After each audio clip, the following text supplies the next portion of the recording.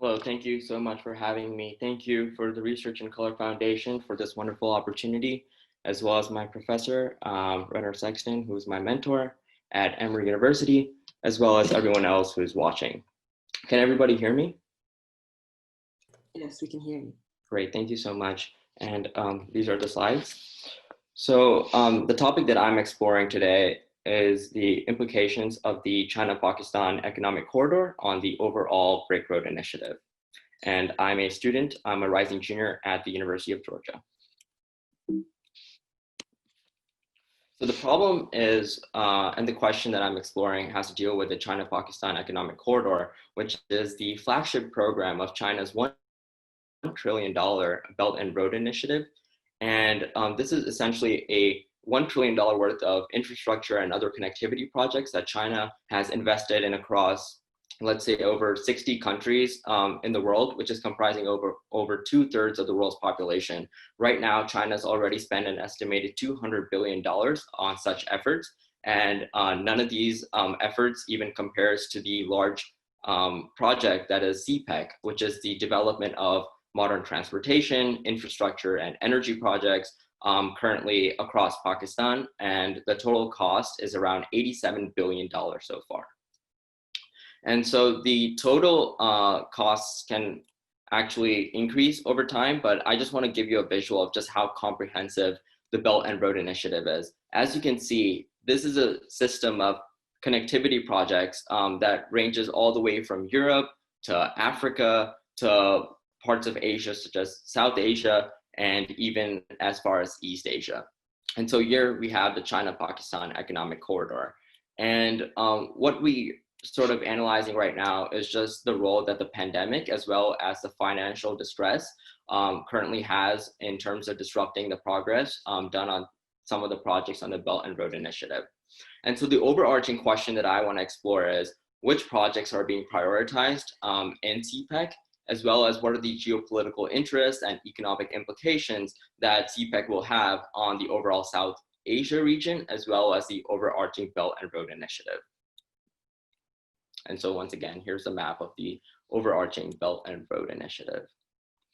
So I suppose I created a series of hypotheses after doing a bit of research on this, and I realized that there will be construction projects in areas with a lot of political instability and national security risks, which are likely to be actually the ones that are most affected by these delays and cancellations as a result of the pandemic, as well as rising costs associated with Chinese investments in the region.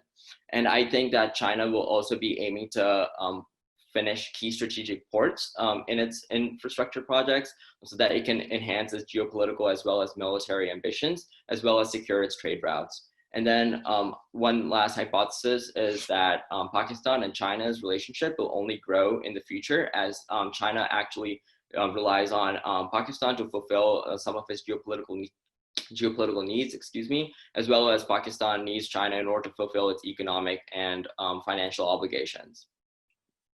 So currently, just a bit of context right now, this is an especially important topic for a couple of reasons. Right now, China and Pakistan are both nuclear powers and both have immense military capabilities as well as large economies. China is actually the top foreign direct investor into Pakistan right now. And Pakistan is a country that is facing a large economic crisis as it can't actually borrow a lot just because of its underlying chronic conditions with the economy, as well as the pandemic disrupting a lot of its economic activities.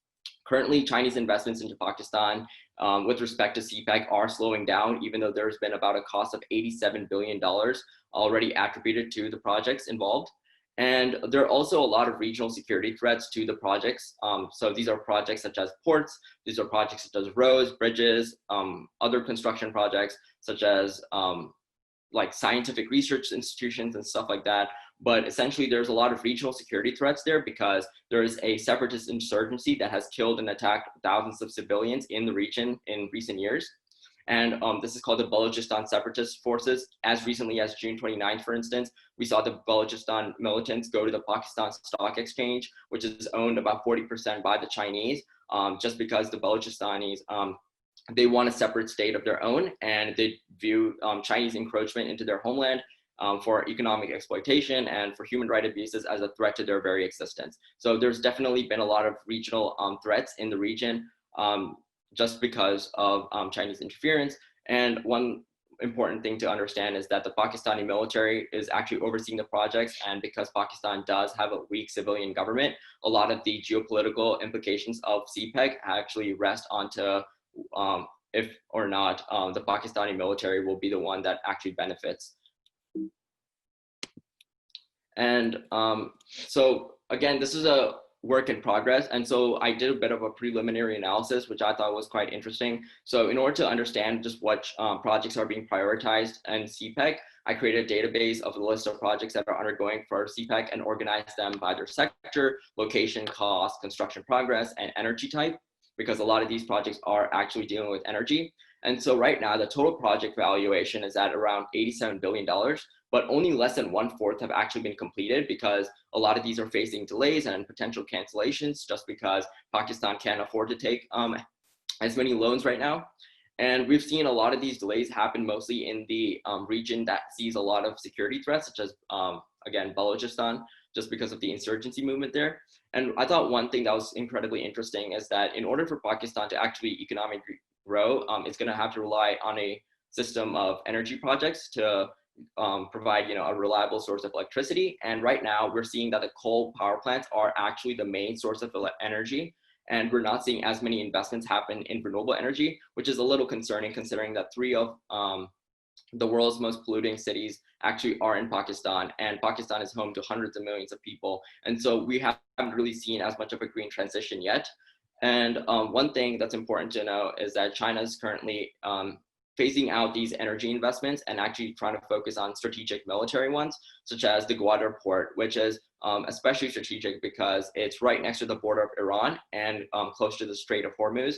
And essentially, if China gains control of this, which it already has, because it's built it and Pakistan's given its lease of about 50 years to China, essentially it has the ability to convert it into a military installation or a naval base, just as it has in Djibouti. And so this is especially important given that the Middle East and South Asia are only going to be more important for China's growing geopolitical and economic ambitions going forward.